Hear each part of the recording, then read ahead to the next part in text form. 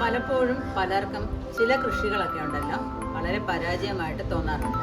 പ്രത്യേകിച്ച് പീച്ചിലൊക്കെ കൃഷി ചെയ്യുമ്പോൾ നല്ലതുപോലെ പടർന്നൊക്കെ കയറി വരും, പൂക്കളും കായ്കളും ഒക്കെ ഉണ്ടാവും. പക്ഷേ എങ്കിൽ അത് പെട്ടെന്ന് മഞ്ഞ നിറത്തിലായി പോയിട്ട് അത് നശിച്ചു പോകുന്നതായിട്ട് നമ്മുടെ കമൻറ്റ് ബോക്സിലൊക്കെ വന്ന് പറയാറുണ്ട്. അപ്പം പീച്ചിലിനെ കുറിച്ചുള്ളതായ ഒരു വീഡിയോ ആണ് ഇന്ന് ഇടാൻ പോകുന്നത്.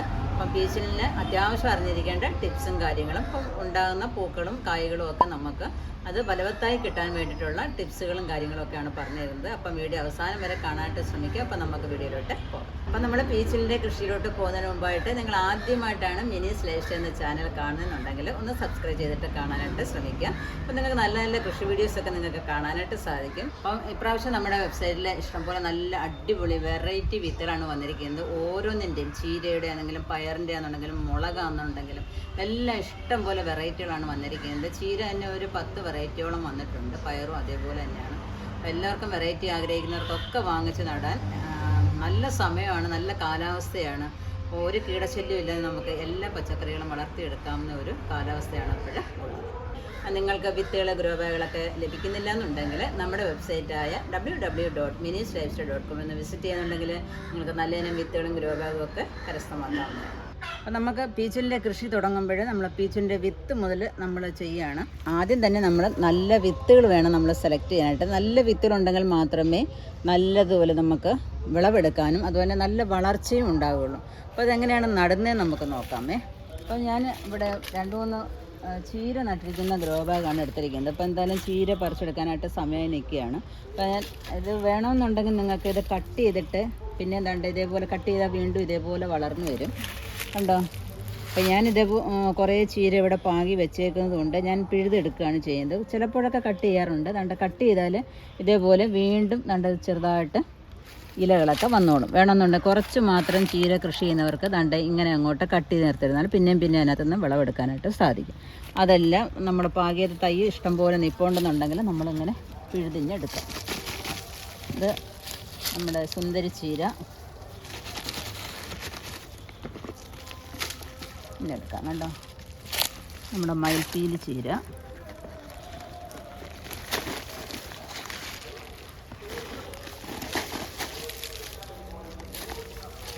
ഇത് പാൽച്ചീര. അപ്പോൾ ഇന്നത്തെ തോരനുമായി നമുക്ക് ഇനി ഇതിനകത്തോട്ട് പീച്ചിലിൻ്റെ വിത്തുകളും കൂടെ അങ്ങോട്ട് പാകി കൊടുക്കാം.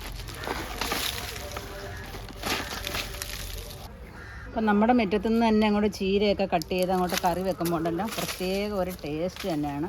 അപ്പോൾ ഇതങ്ങോട്ട് 1-2 വെള്ളം കഴുകിയിട്ട് നമുക്ക് തോരനൊക്കെ വയ്ക്കാം. ഇതങ്ങോട്ട് മാറ്റി വയ്ക്കാം. അതിനകത്തൊക്കെ കിടക്കുന്ന മണ്ണ് കണ്ടോ, നല്ല ഇളക്കമുള്ള മണ്ണുകളാണ് കേട്ടോ. അപ്പോൾ നമ്മൾ 1-2 കൃഷിയൊക്കെ ചെയ്യുമ്പോഴത്തേക്ക് ആ ഗ്രോ ബാഗിനകത്തുള്ള മണ്ണ് നല്ല അടിപൊളിയായിട്ടങ്ങ് ഇരുന്നോളും. അപ്പോൾ നമ്മുടെ സൈറ്റിൽ കൂടെ കൊടുക്കുന്നതായ പോട്ട് ഷേപ്പിലുള്ളതായ ഗ്രോ ബാഗാണിത്. അപ്പോൾ ഇതിനകത്തോട്ട് നമുക്ക് പീച്ചിലൊക്കെ അങ്ങോട്ട് പടർന്നു കയറിയാൽ നമുക്ക് പന്തലിനകത്തോട്ട് കയറ്റാൻ എളുപ്പമാണ്. എല്ലാ ഗ്രോ ബാഗും ഒന്ന് വൃത്തിയാക്കി കൊടുക്കാം. അപ്പോൾ ഇതിനകത്ത് ഞാൻ ഒരു വളവും ഇടുന്നില്ല, വിത്ത് അങ്ങോട്ട് പാകുന്നത് മാത്രമേ ഉള്ളൂ.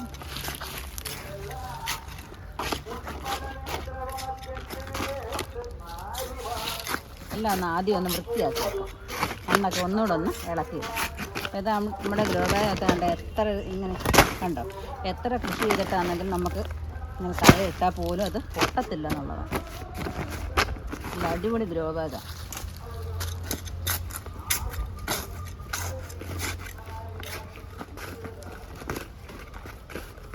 മണ്ണൊക്കെ നല്ലതുപോലെ ഒന്ന് ഇളക്കി കൊടുത്ത് നമ്മൾ പഴയതിൻ്റെ വേരൊക്കെ എന്തെങ്കിലും ഉണ്ടെന്നുണ്ടെങ്കിൽ അതൊക്കെ ഒന്ന് മാറ്റിയതിന് ശേഷം നമ്മുടെ ഈ വിത്തുകൾ അതിനകത്തോട്ട് പാകി കൊടുക്കാം.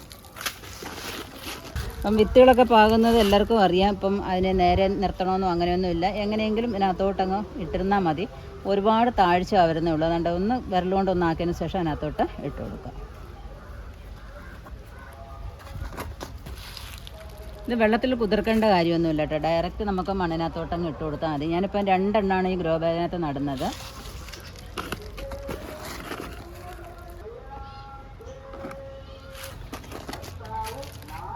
അപ്പം 4 ഗ്രോ ബാഗിനകത്ത് നമ്മളിപ്പം പീച്ചിൽ നട്ടിട്ടുണ്ട്. അപ്പം നേരത്തെ ഞാൻ നട്ടേക്കുന്നത് നിങ്ങളൊന്ന് കാണിക്കാം എത്രയായെന്നുള്ളത്. അപ്പോൾ അതിനകത്ത് നമുക്ക് കയറുമൊക്കെ കെട്ടിക്കൊടുക്കാറായിട്ടുണ്ട് കേട്ടോ. ഇത് പയർ കൃഷി രണ്ടാമത്തെ പാടം ചെയ്തപ്പോൾ ഞാൻ നട്ട പീച്ചിലായിരുന്നു. ഇപ്പം അതിനകത്ത് വള്ളി വീശി വരാനായിട്ട് തുടങ്ങിയിട്ടുണ്ട്. അപ്പോൾ ഇതിനകത്തോട്ട് കുറച്ച് വെള്ളവും കുറച്ച് മണ്ണും കൂടി ഇട്ടതിന് ശേഷം നമുക്ക് ഈ കയറിനകത്തോട്ട് ഒരു കൊച്ചു കയറും കൂടെ കെട്ടി കൊടുത്തിട്ട് മേലോട്ട് ഞാനൊരു കയറ് കെട്ടിയിട്ടുണ്ട്. അപ്പോൾ അതിനകത്തോട്ട് പടർത്താമെന്ന് വിചാരിക്കാം, വെർട്ടിക്കലായിട്ട് പടർത്താമെന്ന് വിചാരിക്കുകയാണ്. അപ്പോൾ നമ്മൾ ഇതിനകത്ത് വളമിടാനായിട്ട് ഞാൻ ചെയ്ത് വെച്ചിരിക്കുന്നതായ കമ്പോസ്റ്റ് എടുത്തിട്ടുണ്ട്. കണ്ടോ, കമ്പോസ്റ്റ് നല്ല അടിപൊളിയായിട്ട് വന്നിരിക്കുന്നത്. കമ്പോസ്റ്റ് ഉണ്ടാക്കുന്ന വീഡിയോ ഒക്കെ നിങ്ങൾ കണ്ടു കാണുമെന്ന് വിചാരിക്കുന്നു. കാണാത്തവരൊക്കെ ഉണ്ടെങ്കിൽ ബയോബിനകത്ത് കമ്പോസ്റ്റ് ഉണ്ടാക്കുന്നതൊക്കെ ഒന്ന് കാണണം കേട്ടോ. എന്നിട്ട് നമ്മൾ ഉണങ്ങിയ ചാണകപ്പൊടിയും കൂടെ എടുത്തിട്ടുണ്ട്. അപ്പോൾ ഇത് ഇട്ട് കൊടുക്കുന്നതിന് മുമ്പായിട്ട് നമുക്ക് ഇതിൻ്റെ ചുവടൊക്കെ ഒന്ന് ചെറുതായിട്ടൊന്ന് ഇളക്കി കൊടുക്കണേ. അതിൻ്റെ വേരുകളൊന്നും പോകാതെ ചെറുതായിട്ട് മതി. ഓരോ കൊച്ചു കൊച്ചു ആയുധങ്ങളൊക്കെ നിങ്ങളുടെ കാണുമല്ലോ. അപ്പോൾ ഇതിനകത്ത് ആരോഗ്യമില്ലാത്ത ഒരെണ്ണം നിൽപ്പുണ്ട്. ഞാൻ 3 എണ്ണം നട്ടയായിരുന്നു. ഇതുണ്ട്, ഇതിന് വലിയ ആരോഗ്യം പോരാ. നമ്മൾ ഇതിനെ വേറൊരു ഗ്രോ ബാഗിനകത്തൊക്കെ നട്ട് പരിപാലിച്ചെടുക്കാമെന്നുണ്ടെങ്കിൽ ചിലപ്പം രക്ഷപ്പെട്ടേക്കാം. അപ്പോൾ ഇതിനകത്തോട്ട് നമുക്ക് വളം ഇട്ട് കൊടുക്കാം. അപ്പോൾ ആദ്യം തന്നെ നമ്മുടെ കമ്പോസ്റ്റ് അങ്ങോട്ട് ഇട്ട് കൊടുക്കാം. എന്തായാലും അടിപൊളി വളം, നമ്മൾ വെറുതെ വലിച്ചു വാരി എവിടെയെങ്കിലുമൊക്കെ കളയുന്നതല്ലേ. അപ്പോൾ അത് നമുക്കൊരു 2 സ്പൂൺ അങ്ങോട്ട് ഇട്ട് കൊടുത്തിട്ട്, അപ്പോൾ നമ്മുടെ വള്ളി ഇതിനകത്ത് തന്നെ ഉണ്ട്, അതിനെ സൂക്ഷിച്ച് നിർത്തുക. പിന്നെ അതിനകത്തോട്ട് കുറച്ച് ചാണകപ്പൊടി, പച്ച ചാണകം കഴിവതും ഇടാതിരിക്കുക. പെട്ടെന്ന് പുഴുശല്യമൊക്കെ ഉണ്ടാകാനായിട്ട് ഇടയുണ്ട്. അതെല്ലാം ഉണ്ടെങ്കിൽ നമുക്ക് ജൈവ സ്ലറി ആക്കി കൊടുക്കാം. കണ്ടോ, ഇത്രയും മതി. ഇതിൻ്റെ മുകളിലോട്ട് കുറച്ച് മണ്ണിട്ട് കൊടുക്കാം. അപ്പം ഓരോ ഗ്രോ ബാഗിനകത്തുമൊക്കെ ഇങ്ങനെ ഓരോ കൃഷിയൊക്കെ കഴിഞ്ഞിട്ടിരിക്കുന്ന മണ്ണൊക്കെയാണ്. അപ്പോൾ അത് അതിനകത്തോട്ട് നമുക്ക് കുറേശ്ശെ ഇട്ട് കൊടുക്കാം. ഇട്ട് കൊടുത്തിട്ട് അതിനെ ഒന്നുകൂടെയൊക്കെ ഒന്ന് ഉറപ്പിച്ച് അങ്ങോട്ട് നിർത്തണം. ഇനിയാണ് ഇതിനകത്തോട്ട് നമുക്ക് വള്ളി അങ്ങോട്ട് ജോയിൻ ചെയ്ത് കൊടുക്കണം. അപ്പം പന്തലൊക്കെ കെട്ടാനായിട്ട് നമുക്ക് ഇതേപോലത്തെ വള്ളി വാങ്ങിക്കാൻ കിട്ടും. ഇത് അധികം വിലയില്ല കേട്ടോ. അപ്പോൾ എന്നിട്ട് വാങ്ങിയിട്ട് നമ്മൾ ഇതിനകത്ത് ഒരു സഞ്ചിക്കകത്തോട്ട് ഇങ്ങനെ ഒരു കവറിനകത്തോട്ട് ഇട്ട് വെച്ചിരിക്കാം. എന്നിട്ട് അതല്ലെങ്കിലുണ്ടല്ലോ അത് കുരുക്ക് വീണു പോകും. അപ്പോൾ അതിനകത്തോട്ട് ഇങ്ങനെ ഇട്ടതിന് ശേഷം നമ്മുടെ ഈ വള്ളിക്കകത്തോട്ടൊന്ന് ജോയിൻ ചെയ്യാം. ഈ വള്ളിയൊക്കെ എന്തിനാണെന്ന് ഓരോരുത്തർ ചോദിക്കാറുണ്ട് ഈ ഗ്രോ ബാഗിനകത്തെ. അപ്പം അത് എന്തിനാണെന്ന് ഇപ്പം കാണാം.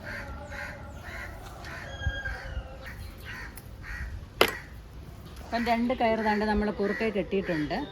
വെർട്ടിക്കലായിട്ടാണ് ഈ പന്തൽ നമ്മൾ ഒരുക്കുന്നത്. പയറിന് നമ്മൾ വേറെ രീതിയിൽ ചീനിക്കമ്പൊക്കെ വെച്ചിട്ട് നമ്മുടെ പന്തൽ കെട്ടിയിട്ടുണ്ടായിരുന്നു. ഇതിപ്പം വേണ്ട ഇതിനകത്തോട്ട് വെർട്ടിക്കലായിട്ട് ഇങ്ങനെ അങ്ങോട്ട് കെട്ടി വിടാം. ഇനി ഇതിനകത്തോട്ട് നമുക്ക് നമ്മുടെ പീച്ചിലിനെ അങ്ങോട്ട് ഇങ്ങനെ പടർത്തി വിട്ടാൽ അവർ മൊത്തത്തിൽ, അപ്പോൾ നമുക്ക് കിട്ടുന്ന കയറുകളോ വള്ളികളോ എന്താണ് നിങ്ങളുടെ കൈവശമുള്ളത്, പഴയ എന്താണ് ലുങ്കിയൊക്കെ കയറിയിട്ട് അത് ഇതുപോലെ നാടൻ മാതിരി കയറിയിട്ട് ഇതേപോലെ കെട്ടിയിടാം. എങ്ങനെ വേണമെന്ന് ഉണ്ടെങ്കിൽ നമുക്ക് ചെയ്യാം. ചിലവ് കുറഞ്ഞ രീതിയിൽ നമ്മൾ ചെയ്യാനായിട്ട് ശ്രമിക്കണം. പിന്നെ ഇതിനകത്തെല്ലാം നമുക്കിനി കെട്ടിയിടാം.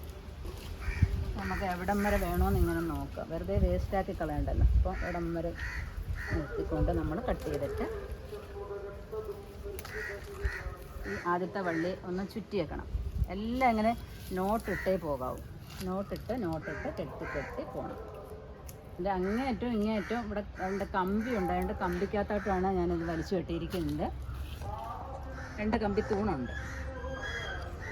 അപ്പം അതിനകത്തോട്ടാണ് കയർ ആദ്യമേ വലിച്ചു കെട്ടി ഈ പണിയൊക്കെ തുടങ്ങിയിരിക്കുന്നത്. അപ്പം 3 ഗ്രോ ബാഗിനകത്ത് ഞാനിവിടെ പീച്ചിൽ നട്ട് വെച്ചിട്ടുണ്ട്. അപ്പം അതിനകത്ത് ഇതേപോലെ വളമൊക്കെ ചേർത്ത് ഇതേപോലെ പന്തലൊക്കെ കെട്ടി കൊടുത്ത് നിർത്താം.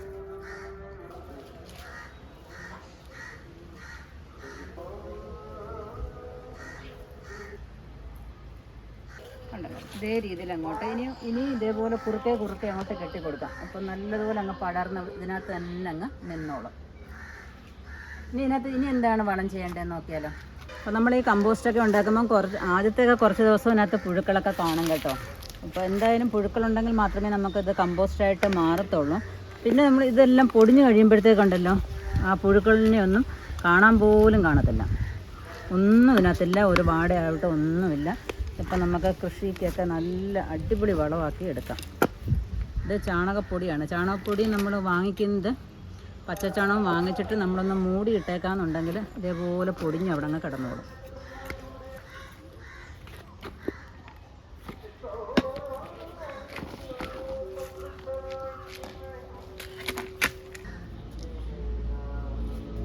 നമ്മുടെ സൈറ്റിൽ നിന്ന് കൊടുക്കുന്ന വലിയ ഗ്രോ ബാഗാണ് കേട്ടോ. അപ്പോൾ അതിനകത്ത് 3 4 ഒക്കെ വേണമെന്നുണ്ടെങ്കിൽ നമുക്ക് നട്ടാലും ഒരു കുഴപ്പമില്ല. നല്ലതുപോലെ പടർന്നങ്ങ് വന്നോളും. ഇതിൻ്റെ വേരുകളെല്ലാം അതിൽ തന്നെ നിൽക്കാനുമുള്ള ഇടമൊക്കെ ഇതിനകത്ത് ഉണ്ട്. പിന്നെ ഇനി അടുത്ത വളം എന്ന് പറഞ്ഞാൽ ഇനിയിപ്പോൾ ഒരാഴ്ചത്തേക്ക് ഒന്നും കൊടുത്തില്ലെങ്കിലും കുഴപ്പമില്ല. പക്ഷേ എന്തെങ്കിലും നമുക്ക് സ്ലറി രൂപത്തിൽ അല്ലാതെ ഖര രൂപത്തിലുള്ളത് ഇനിയിപ്പം 1 വീക്കൊക്കെ കഴിഞ്ഞിട്ട് കൊടുത്താൽ മതി. സ്ലറി ആയിട്ടുള്ള പദാർത്ഥങ്ങളൊക്കെ ഇപ്പം കൊടുത്തെങ്കിലേ മതിയാവും. എന്ന് വെച്ചാൽ ഇന്ന് കൊടുക്കണ്ട, ഒരു 2 ദിവസം കൂടെ കഴിഞ്ഞിട്ട് നമുക്ക് സ്യൂഡോമോണസ് കലക്കി ഒഴിക്കാം. അപ്പം 3 ഗ്രോ ബാഗിനകത്ത് നമുക്ക് ഈ പീച്ചിൽ അല്ലെങ്കിൽ പയർ നട്ടിട്ടുള്ളൂ എന്നുണ്ടെങ്കിൽ നമ്മളിപ്പോൾ 20 ഗ്രാം സൂഡോമോണസ് എടുക്കണമെന്നില്ല. ഒരു പകുതി 10 ഗ്രാം എടുത്താലും നമുക്കത് 3 ഗ്രോ ബാഗിനകത്ത് നമുക്ക് ഒഴിക്കാനായിട്ട് കറക്റ്റായിട്ട് കാണും. പിന്നെ അത് കഴിഞ്ഞിട്ട് ഇപ്പം തിങ്കളാഴ്ച നിങ്ങൾ സൂഡോമോണസ് കൊടുക്കുന്നുണ്ടെങ്കിൽ വ്യാഴം വെള്ളിയാഴ്ച നിങ്ങൾക്ക് വിവേറിയ തളിച്ചു കൊടുക്കാം. അപ്പോൾ ഇങ്ങനെ മാറി മാറി ആഴ്ച 2 പ്രാവശ്യം ഇങ്ങനെ 2 മരുന്നുകൾ മാറി മാറി കൊടുക്കാനായിട്ട് ശ്രമിക്കുക.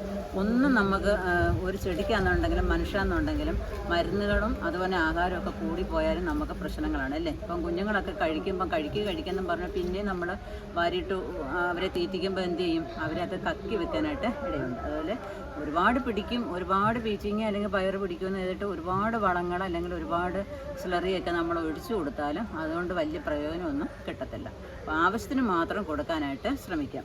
അപ്പം ഈ സുഡോമോണസും ബിവേറിയും കഴിഞ്ഞതിന് ശേഷം നമുക്ക് അതിപ്പോൾ അപ്പോഴത്തേക്ക് പടർന്ന് പന്തലിനകത്തോട്ടൊക്കെ കയറാനായിട്ട് തുടങ്ങും. അപ്പോഴത്തേക്ക് നമുക്ക് ജൈവ സ്ലറി ഒഴിച്ചു കൊടുക്കാം. ജൈവ സ്ലറി ഈ പരുവത്തിലേ നമുക്ക് ഒഴിച്ചു കൊടുക്കാം, ഒരു കുഴപ്പമില്ല. പക്ഷേ എങ്കിൽ അത് ചെടിയുടെ വലിപ്പം അനുസരിച്ച് വേണം കൊടുക്കാനായിട്ട്. പിന്നെ നമുക്ക് കൊടുക്കാനുള്ളത് എഗ്ഗാമിനോ ആണ്. അതൊക്കെ പൂക്കൾ നല്ലതുപോലെ വരാനായിട്ട് എഗ്ഗാമിനോ സഹായിക്കും. എഗ്ഗാമിനോ ഒക്കെ ഈസി ആയിട്ട് ഉണ്ടാക്കാവുന്ന വീഡിയോ ഒക്കെ ഞാൻ ഇട്ടിട്ടുണ്ട്. അതും ഒരുപാട് ആവരുത്. എഗ്ഗാമിനോ എടുക്കുമ്പോഴും 3 ml അല്ലെങ്കിൽ 5 ml മാത്രമേ എടുക്കാവൂ, അതിലൊന്നും കൂടരുത്. പിന്നെ ചെടികളുടെ എണ്ണത്തിനനുസരിച്ച് വേണമെന്നുണ്ടെങ്കിൽ നമുക്കതിൻ്റെയൊക്കെ അളവ് കൂട്ടാവുന്നതാണ്. അത് കഴിഞ്ഞിട്ട് ഫിഷ് അമിനോ തിങ്കളാഴ്ച നമ്മൾ എഗ്ഗാമിനോ കൊടുക്കുകയെന്നുണ്ടെങ്കിൽ വെള്ളിയാഴ്ച ഫിഷ് അമിനോ കൊടുക്കുക. ഇങ്ങനെ മാറി മാറി വളങ്ങൾ കൊടുക്കുകയെന്നുണ്ടെങ്കിൽ നമ്മുടെ പീച്ചൊരു കൃഷിയല്ല, ഏത് കൃഷിയാണെന്നുണ്ടെങ്കിലും നമുക്ക് നല്ല വിളവൊക്കെ നമുക്ക് ലഭിക്കുന്നതായിരിക്കും. ഈ പൂക്കൾ കൊഴിഞ്ഞു പോകുന്നു എന്നുള്ള വിഷമമൊന്നും ഉണ്ടാകത്തില്ല.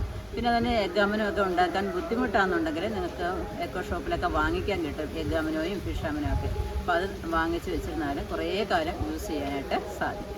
പിന്നെന്ന് പറഞ്ഞാൽ എപ്പോഴും നമ്മളിങ്ങനെ മരുന്ന് തളിച്ചുകൊണ്ടിരിക്കാതെ കുറേയൊക്കെ നമ്മുടെ ശ്രദ്ധയും കൂടെ ഉണ്ടെന്നുണ്ടെങ്കിൽ നമുക്ക് കുറേയൊക്കെ ഈ കീടങ്ങളെയൊക്കെ ഒഴിവാക്കിയെടുക്കാനായിട്ട് സാധിക്കും. ഈ കാലയളവിൽ ഒരുപാട് കീടശല്യമൊന്നും ഉണ്ടാകത്തില്ല. എങ്കിലും രാവിലെയും വൈകുന്നേരവും നമ്മുടെ ഒരു നിരീക്ഷണം ഉണ്ടെങ്കിൽ കുറേയൊക്കെ നമ്മുടെ വണ്ടുകളെയും ആമവണ്ട് അതുപോലെ തന്നെ പുഴുക്കളൊക്കെ ഉണ്ടെങ്കിൽ നമുക്ക് അതിനെ പറക്കി മാറ്റിയോ നശിപ്പിച്ച് കളയൊക്കെ ചെയ്താൽ ഈ മരുന്നൊക്കെ വാങ്ങിക്കുന്ന ഈ കീടനാശിനിയൊക്കെ വാങ്ങിക്കുന്ന കാശൊക്കെ നമുക്ക് മുതലാക്കി എടുക്കാനായിട്ട് സാധിക്കും. ആദ്യം പറഞ്ഞതുപോലെ തന്നെ നിങ്ങൾക്ക് കൃഷി ചെയ്യണമെന്ന് ആഗ്രഹമുണ്ട്, വിത്തുകൾ ഗ്രോബാഗുകൾ കിട്ടുന്നില്ല എന്നുണ്ടെങ്കിൽ നമ്മുടെ വെബ്സൈറ്റിൽ ഒന്ന് വിസിറ്റ് ചെയ്താൽ നിങ്ങൾക്ക് ആവശ്യമുള്ളതായ വിത്തുകളും ഗ്രോബാഗൊക്കെ വാങ്ങിക്കാവുന്നതാണ്. അപ്പോൾ എല്ലാ വിത്തുകളും എത്തിയിട്ടുണ്ട്, എല്ലാം ഞങ്ങൾ അപ്ഡേറ്റ് ചെയ്തുകൊണ്ടിരിക്കുകയാണ്. അപ്പം തീർച്ചയായിട്ടും നിങ്ങൾക്ക് ആവശ്യമുള്ളതായ വെറൈറ്റി വിത്തുകളെല്ലാം അപ്പം വന്നിട്ടുണ്ട്. അപ്പം നിങ്ങൾക്ക് എല്ലാവർക്കും ഈ പീച്ചിലിൻ്റെ കൃഷി ഇഷ്ടപ്പെട്ടു കാണുമെന്ന് വിചാരിക്കുന്നു. ഇഷ്ടപ്പെട്ടെന്നുണ്ടെങ്കിൽ ലൈക്ക് ചെയ്യുക, ഷെയർ ചെയ്യുക. അതിനെ സബ്സ്ക്രൈബ് ചെയ്യാതെ കാണുന്നവരാണെന്നുണ്ടെങ്കിൽ ഒന്ന് സബ്സ്ക്രൈബ് ചെയ്തിട്ട് കാണാനായിട്ട് ശ്രമിക്കുക. അപ്പോൾ അടുത്ത വീഡിയോയിൽ കാണുന്നവരെ ഞാൻ മിനി, നന്ദി, നമസ്കാരം.